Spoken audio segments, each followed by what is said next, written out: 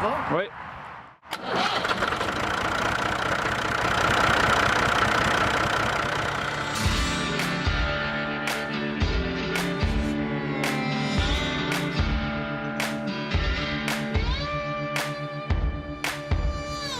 Bonjour à tous et à toutes et bienvenue à La Voix agricole. Cette semaine, notre sujet, les terres agricoles en zone urbaine. Et pour l'occasion, nous allons rencontrer M.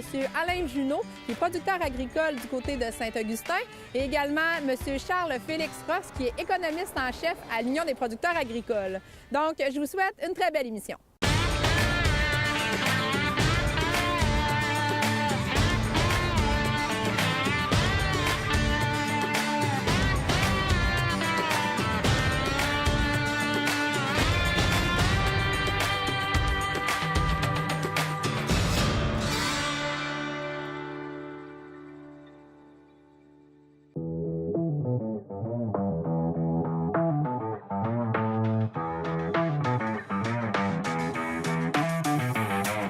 Bonjour, je suis Alain Junot, producteur de vaches-veaux et de fourrage à Saint-Augustin de Desmaures.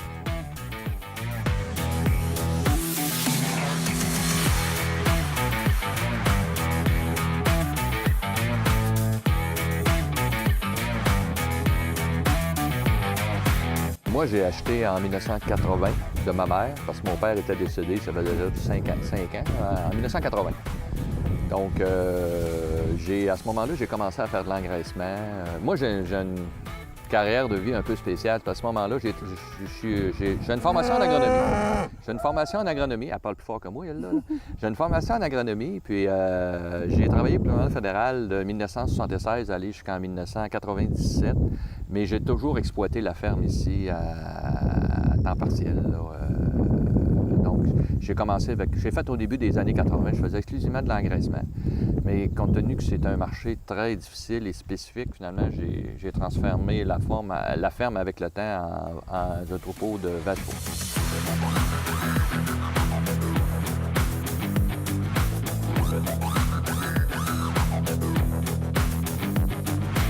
Expliquez-nous qu'est-ce qui a été le plus difficile depuis toutes ces années-là dans le métier d'agriculteur ici à Saint-Augustin?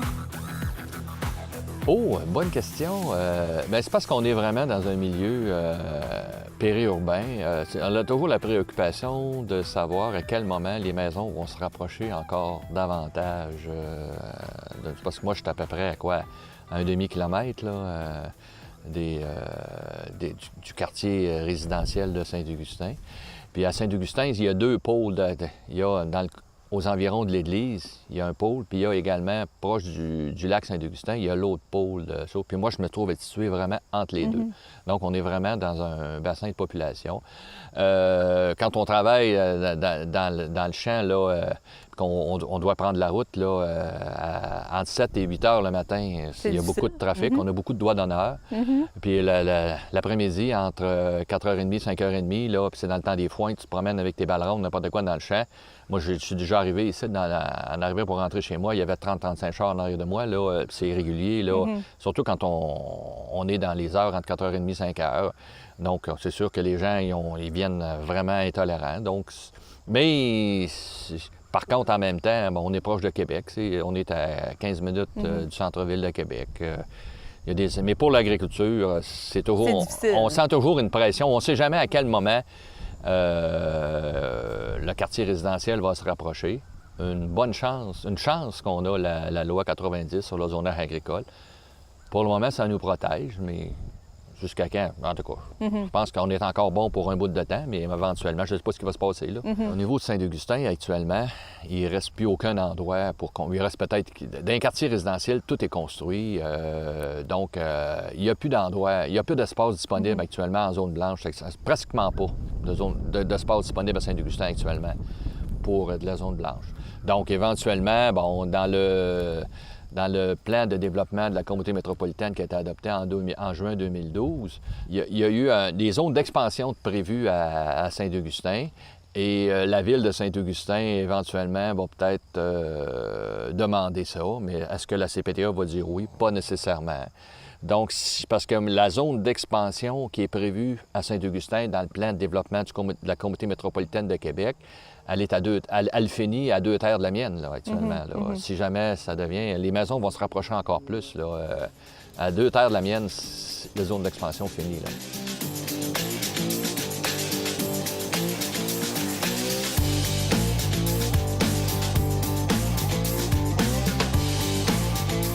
On parlait de justement la zone là, qui a été vendue. Ça fait partie d'une zone éventuellement qui va être bâtie. On va bâtir des maisons ici? Il y avait des zones d'expansion qui avaient été autorisées pour Saint-Augustin et la Ville de Québec. Et Saint-Augustin, il y a 2 zones qui ont été autorisées, qui ont à peu près 147 hectares. Ici, il y a une zone là, qu'on voit tout ici, là, c'est 100 hectares qui avaient été autorisés. En fait, l'objectif de ça, il disait à Saint-Augustin, si jamais tu veux dézoner quelque chose au niveau du plan d'urbanisme de la communauté métropolitaine de Québec, il va falloir absolument que ça se fasse là. Par contre, ça va toujours prendre une autorisation de la Commission de protection du territoire agricole.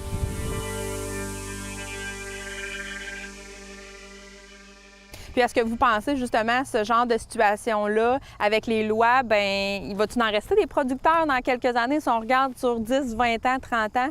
Est-ce qu'à un moment donné, tous les producteurs vont venir par disparaître dans cette zone-là? Bien, actuellement, dans la zone où je demeure, moi, j'ai pas de relève. J'ai 2 enfants, ma fille et puis mon fils.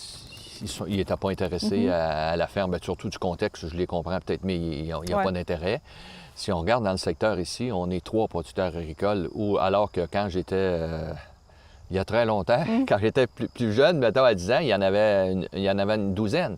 Actuellement, on est 3 qui exploitent, mais toutes les mêmes terres. À 3, on les cultive toutes. Là. Mais on est propriétaire de nos terres respectifs, mais il y en a la moitié de ces terres-là actuellement qui appartiennent à des non-agriculteurs, des compagnies à numéros. Là. Mais ça, c'est depuis plusieurs années. Donc, les gens ils ont acheté ça en espérant faire peut-être une passe de développement, mais je pense que ça ne se fera pas à court terme, ça, c'est clair. C'est qu'actuellement, ici, qu'est-ce qui va se passer avec ma ferme dans 10 ans? Je ne le sais pas. En tout cas, c'est sûr que ce ne sera pas mes enfants. Moi, surtout que je n'ai pas une grande superficie, je ne sais pas ce qui va se passer avec. J'ai aucune idée. On ressent de l'inquiétude au niveau des producteurs. Mais là, il y a comme une tendance. On a quelques producteurs qui sont de jeunes producteurs ou des vieux producteurs qui sont en train de transférer à leurs fils.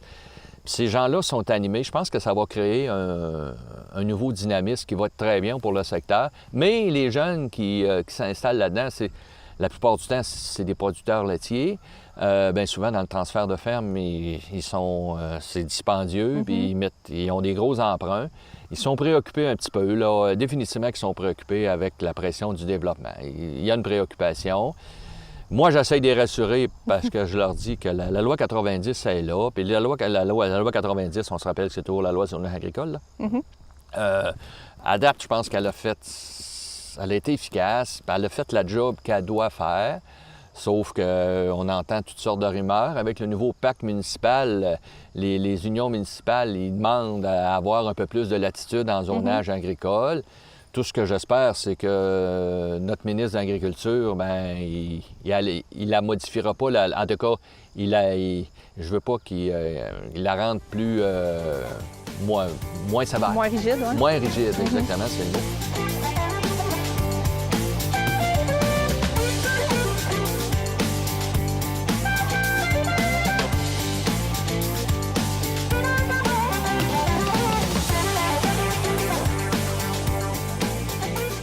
Ici, dans le secteur, puis même à l'exception peut-être du cas que tu parlais dans la région de Beauport, etc., là, mais ici, dans le secteur, les terres qui ont été achetées, c'est pas dans les dernières années. Donc, ils ont été achetés au moment des achats, pas mal au prix agricole.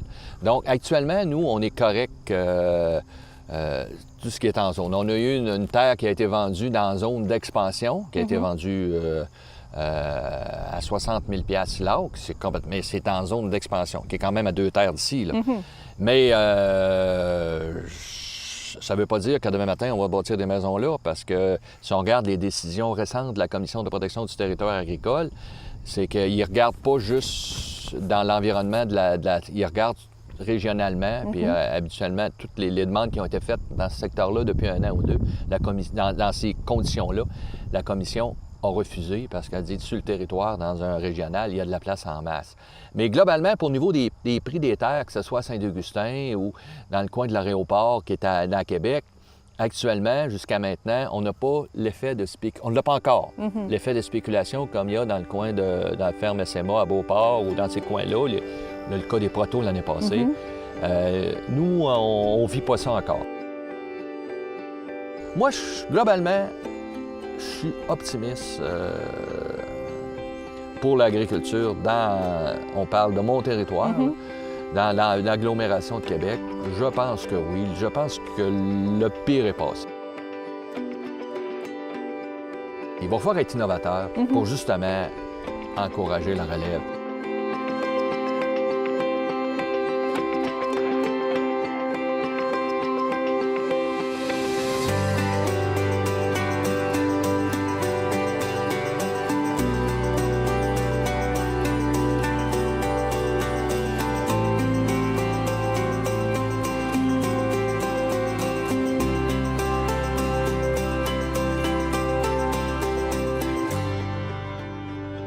Nicole Saint-Pierre, l'entreprise Pampa, et c'est des canneberges de Manceau. Dans la canneberge, j'avais la canneberge naturelle, la canneberge séchée, on l'a au yogourt et au chocolat, trempé dans le chocolat. La canneberge naturelle, vous pouvez faire vos sauces à la canneberge avec 3 tasses de canneberge, une tasse d'eau, le sucre comme vous voulez, une tasse de sucre ou du miel, sirop d'érable. Quand la canneberge explose, bien, elle est prête. Ça vous fait votre sauce aux canneberges. Vous pouvez faire des sauces pour accompagner le porc, le poulet, la dinde, l'oie. Autrefois, on mangeait juste des autocots, des canneberges dans le temps des fêtes. Ben oui, mais là, c'est rendu plus que ça. Là. Plus que ça. Vous pouvez faire aussi des gâteaux fruits, des muffins, de la tarte, canneberge et pommes. Après ça, on a le jus de canneberge qui est très bon pour la santé.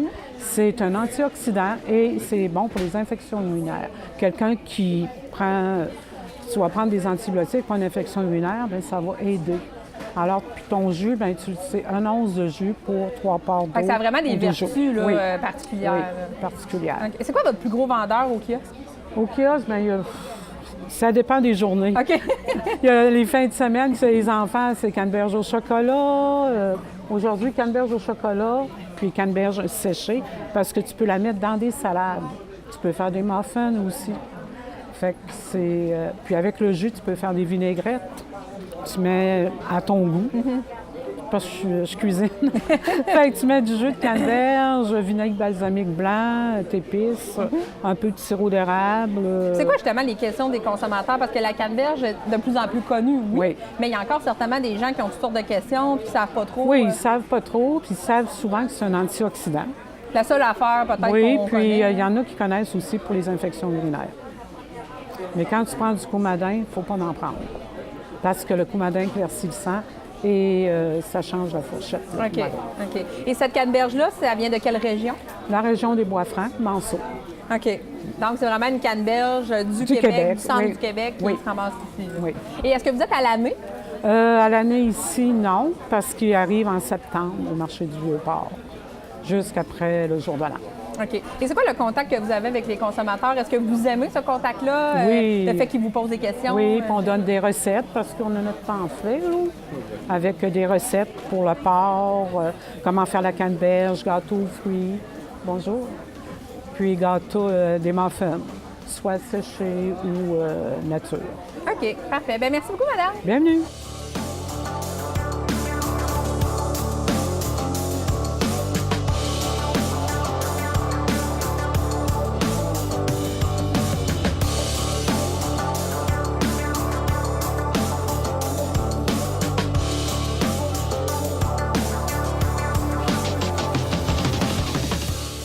Charles-Félix Ross, je suis économiste en chef pour l'Union des producteurs agricoles. Mon bureau est à la Confédération de l'UPA à Longueuil.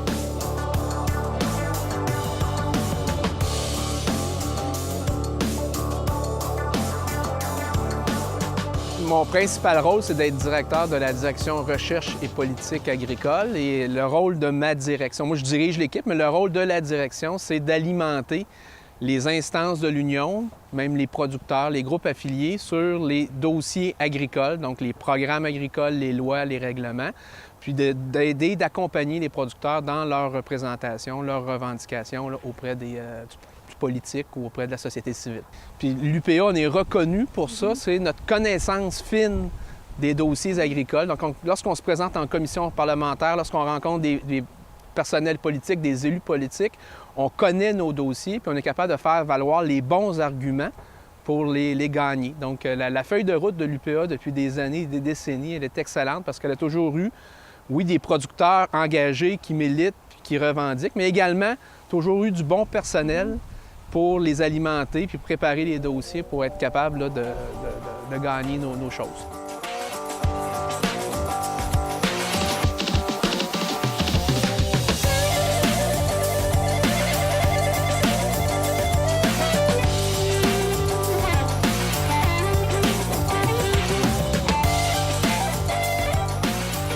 Alors, Charles-Félix, on est ici pour parler des terres agricoles en zone urbaine. Peux-tu nous dire un peu, nous faire un petit historique, qu'est-ce que ça avait l'air il y a quelques années versus aujourd'hui, là, le portrait un peu des terres agricoles en ville? En fait, ce qu'on a vécu dans les 10, 20, même je dirais 30 dernières années, c'est vraiment une très grande urbanisation. C'est vraiment les villes qui se sont libérées, qui se sont étendues sur le territoire agricole. Au départ, les villages, les villes au Québec se sont établis où il y avait des terres, proches des cours d'eau, où il y avait des terres agricoles dans la plaine Saint-Laurent, la vallée du Richelieu, donc dans des endroits fertiles. Et la population du Québec a augmenté et les villes se sont étendues sans trop de planification, sans trop d'aménagement. Donc, ce qui fait que la ville grignote toujours de plus en plus sur le territoire agricole. On a moins de 2 % des terres du Québec, du territoire québécois qui est vraiment fertile, propice à l'agriculture. C'est plus beaucoup, là? Non, c'est pas très significatif. Et je voudrais le fait marquant, c'est que ces villes-là grignotent de plus en plus sur le territoire. On perd 4000 hectares de terres agricoles par année, qui sont soit exclus de la zone agricole ou on utilise ces terres-là à d'autres usages que la production agricole. Donc, c'est énorme. C'est l'équivalent de la ville de Montréal sur une période, du territoire de la ville de Montréal sur une période de 10 ans. OK. Et là, il n'y a personne pour essayer de contrer ça? Il n'y a pas des règlements qui existent justement par rapport à ça pour protéger ces terres-là? Tu as la Commission de la protection du territoire agricole avec la loi qu'elle régit ou qu'elle supervise. Puis, ça fait le travail. Ça fait le travail dans l'ensemble. Ça a réussi à protéger. C'est une loi qui est contestée, énormément contestée par les municipalités, par les promoteurs immobiliers, par les gens qui ont toutes sortes de projets. Mais ça a réussi à maintenir le fort. Mais encore là, cette loi-là devrait être renforcée et il devrait avoir aussi une meilleure conscientisation, une meilleure planification, je dirais. Parce que souvent, ce qui arrive, c'est que la ville prend de la place et ça devient difficile de continuer pour les agriculteurs à faire de l'agriculture dans ce milieu-là urbain parce qu'il y a toutes sortes de contraintes, les routes, les plaintes des citoyens, toutes les problématiques de cohabitation. Donc, à un moment donné, il y a des gens qui quittent l'agriculture, les terres sont laissées en friche, on appelle ça, il y a des îlots déstructurés. Donc, ça fait qu'à un moment donné, malgré qu'il y ait une loi, la pratique de l'agriculture proche de ces milieux urbains-là devient difficile. Est-ce qu'on est moins conscient que l'agriculture, ça rapporte quand même au niveau de l'économie? Est-ce qu'on peut dire ça? C'est sûr que dans ce développement-là, il y a une vision très à court terme. Puis, comme je le disais, il y a une absence de planification parce que je crois que les deux pourraient cohabiter et dans l'intérêt général de la société et de l'économie québécoise. Je ne suis pas un spécialiste de l'aménagement du territoire, mais c'est démontré qu'il pourrait y avoir beaucoup plus de densification. Donc, repenser la ville pour concentrer un peu plus les gens sur le même territoire, mais avec tous les services, moins de grandes superficies, de grands centres d'achat, de grands stationnements. Donc, réfléchir, moins de parcs industriels dans chacun des petits villages pour attirer, dans le fond, des payeurs de taxes. Donc, avec une meilleure planification du développement de nos villes, de nos villages, il y a la possibilité là, de maintenir intact le territoire agricole québécois, puis dans l'intérêt de l'économie, parce que lorsqu'on s'étend, il y a des coûts énormes pour la société. On doit refaire les routes, il faut bâtir des infrastructures. Donc, ça a un coût énorme pour l'économie.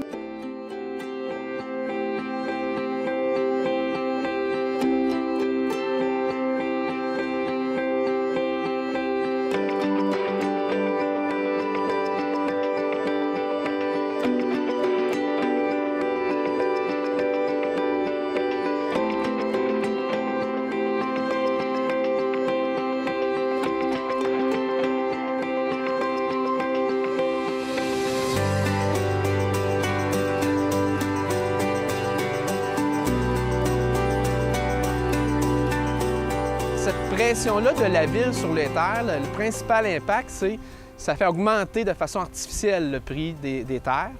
Donc, le problème, c'est lorsque les parents veulent transférer leur entreprise à un jeune de la relève ou veut vendre les terres à un jeune qui voudrait démarrer une entreprise agricole, ces actifs-là, présentement, deviennent inaccessibles dans certaines régions, compte tenu qu'il y a beaucoup de pression pour des promoteurs immobiliers qui achètent ces terres-là pour en faire éventuellement un développement résidentiel ou commercial. Mais il n'y a rien qui empêche personne au Québec. On est dans une économie de marché, donc tout le monde, techniquement, peut acheter des terres agricoles.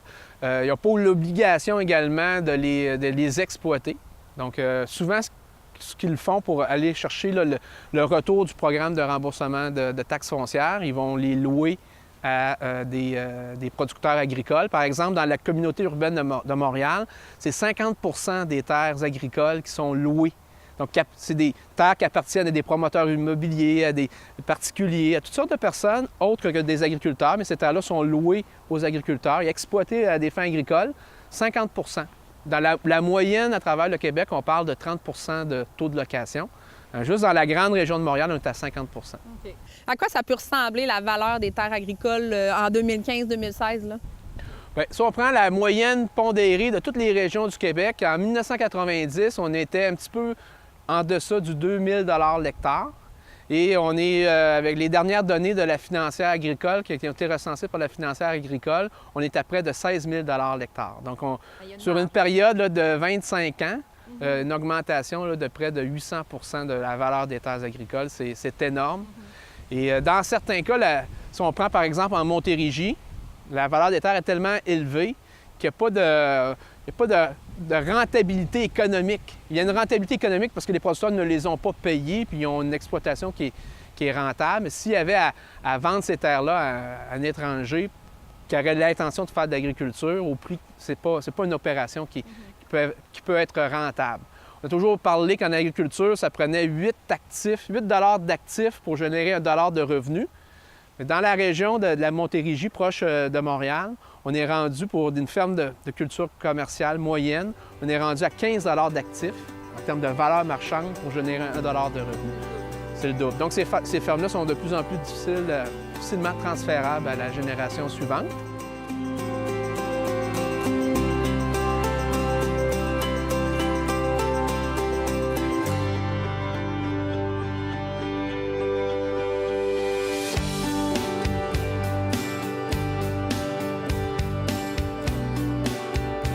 Est-ce que tu penses qu'on s'en va dans une lignée qui est plus positive? Est-ce que les gens sont assez conscientisés aujourd'hui? C'est sûr qu'on en parle peut-être plus. Comment tu vois l'avenir d'accès aux terres agricoles? Bien, en fait, moi, je suis optimiste par rapport à l'avenir. Je crois que la population est derrière les agriculteurs. Elle veut protéger aussi son garde-manger. Elle veut protéger les terres agricoles. Les agriculteurs ont la volonté de continuer en agriculture. Beaucoup de jeunes de la relève agricole. Le problème présentement est au niveau politique, au niveau de nos gouvernements. Il n'y a pas de volonté ou de réelle volonté de politique de mettre en place des mesures. Comme il avait été mis en place avec la loi sur la protection du territoire agricole, il faut aller plus loin. Et là, présentement, on est dans le déni. Le gouvernement, le MAPAC, il nie qu'il peut avoir un problème avec le prix des terres, avec l'accaparement des terres. Donc, on est dans que la relève, que ce phénomène-là pose un problème à la relève. Donc, on est dans le déni. Et où on doit devoir continuer à mettre de la pression, puis c'est de convaincre le gouvernement, de convaincre notre ministre de l'Agriculture de faire des choses, de bouger, d'aller plus loin dans ce dossier-là.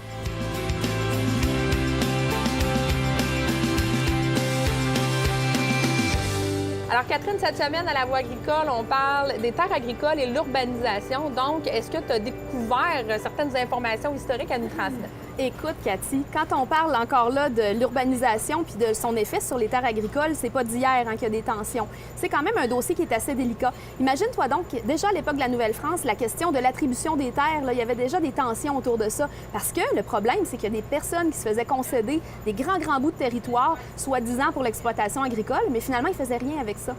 Alors, ça faisait des grands bouts de terre qui ne servaient à rien dans la colonie et ça, c'était pas très avantageux.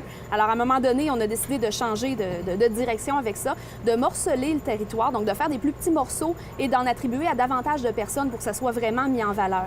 C'est comme ça qu'on a eu quand même une belle installation dans toutes les seigneuries, entre autres dans la région de la grande capitale nationale, où il y a vraiment une densité de population. Tu sais, quand on regarde un plan aérien de Charlebourg, puis qu'on regarde le trait carré avec son installation en rayonnement, on est vraiment dans cette idée-là d'installer les terres pour maximiser l'accès à l'eau, l'accès au centre urbain, l'accès à l'église aussi également. Fait que ça, c'est assez particulier. C'est sûr qu'au 19e siècle, avec la fameuse industrialisation, ça va faire beaucoup de pression sur les territoires agricoles parce que plus ça va, plus on est obligé de reculer les zones agricoles pour installer davantage de faubourgs, de zones pour installer les gens, de construire des maisons, des logements différents. Et ça va faire beaucoup de pression, malheureusement, sur l'agriculture. Mais à un moment donné, on réussit quand même à tirer notre épingle du jeu. Ici, je vais te montrer une carte aérienne de la zone de Vanier dans les années 1940. On est en 1948. Et ici, c'est le même secteur de nos jours, donc 2015 C'est en pas fait. la même chose, hein? Et on voit que tout ce qui était terre agricole, ça s'est densifié en l'espace pratiquement de 60 ans. C'est complètement fou. Alors même au sein même des villes, mais à l'extérieur également, c'est un phénomène qu'on peut facilement observer comme ça dans le paysage. Qu'est-ce qui nous attend pour l'avenir? Je ne sais pas. C'est sûr qu'il va y avoir une gestion très, très serrée et très saine à faire à ce propos-là au niveau des terres agricoles. Parfait. Merci beaucoup, Catherine. Je t'en prie.